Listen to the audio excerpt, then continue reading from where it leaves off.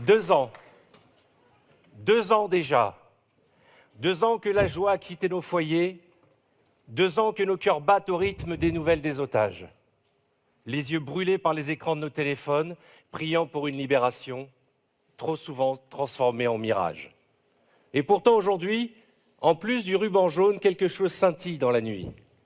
Un souffle, un mouvement, un espoir. Un espoir fragile, incertain, mais vivant. L'espoir né du plan Trump qui aujourd'hui redonne à des familles brisées le droit de rêver à une porte qui s'ouvre, à un visage qui réapparaît, à un deuil qui va enfin pouvoir commencer. Nous rêvons déjà de leurs premières images, à la descente des hélicoptères, de leurs pas hésitants, de leurs visages marqués et de ces bras qui les serrent enfin, forts, forts comme pour ne plus jamais les lâcher. Les otages, devenus nos enfants, nos frères, nos sœurs, leurs visages, leur silence, leurs yeux hagards qui nous regardent encore, leur courage, leur force, leur foi au fond des ténèbres, ils font battre nos cœurs d'une douleur mêlée de chagrin et d'admiration. Il y a ceux affamés, contraints de creuser leur propre tombe, le dos brisé par les tunnels.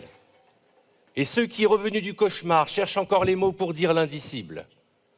2 ans. 2 ans que nous tenons ensemble.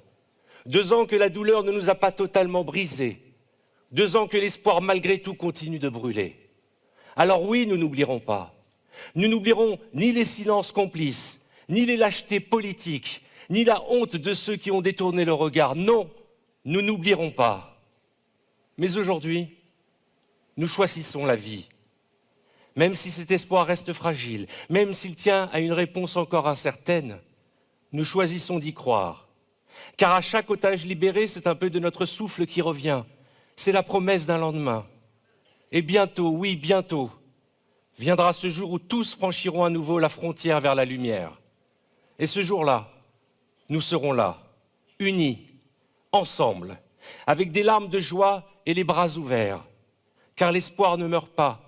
Même blessé, même usé par le temps, il résiste, il est résilient. Il est l'ADN du peuple juif. Et il sera toujours, toujours plus fort que la nuit.